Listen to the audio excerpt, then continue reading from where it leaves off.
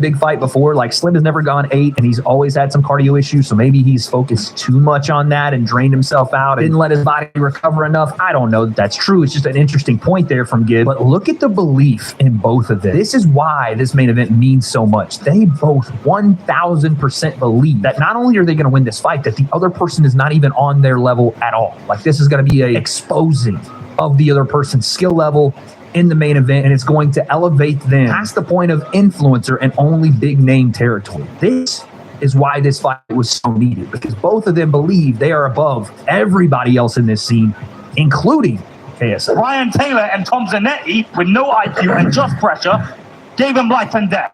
So he's going to see all of it. And you got boom, bro. This guy doesn't even box someone. The guy doesn't even box.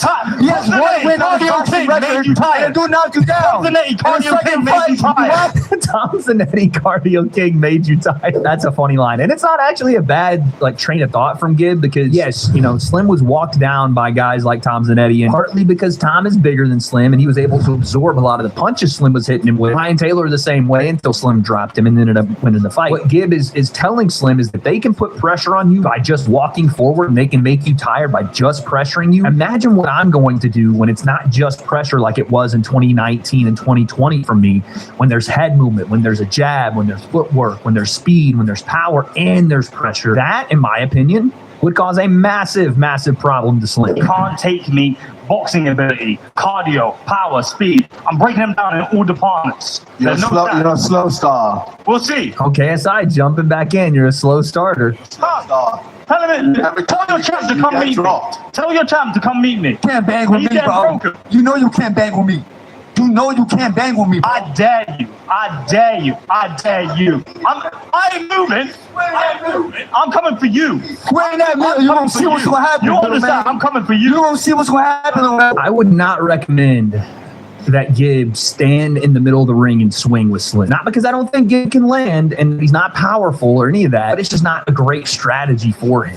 He loses the reach battle there, and being flat-footed with Slim, who is, at least for this scene, a great combination puncher, has power in both his left and his right hand. I don't think it's a great idea, because Slim wins those 50-50 almost every single time. He has great head position. He's able to tuck his chin. He works body to head, back to body. I'm not saying Gibb can't knock him out there. I just don't think it's a great strategy for him. I think that plays into what Slim wants to do. You know what? I'm just here to prove that I'm the best, and that's what I'm going to do when I defeat the Misfits best. 7-0 Slim, undefeated. So then what happens when you lose? Look at that. How interesting was that right there? Gibb, again, gives Slim his flowers in a way that, builds Gibb up should he win. I'm here to beat Misfits best. Slim, 7-0, Misfits best. And before Slim can even answer, KSI, who again, I'm just reading the tea leaves here, thinks he's the best, jumps in. So what happens when you lose? What happens then? What happens when you lose?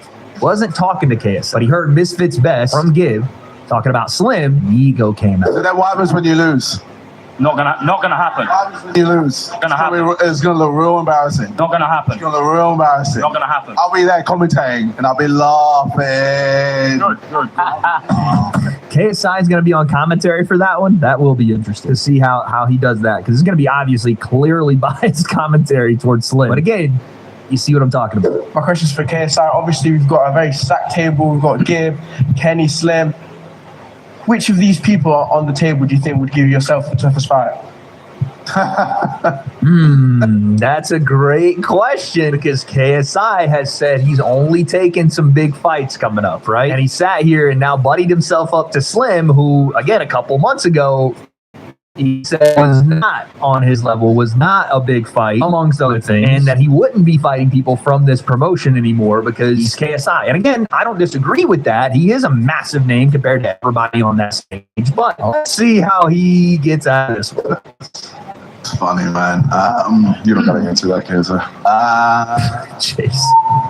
I don't know why AT is waving at me, man.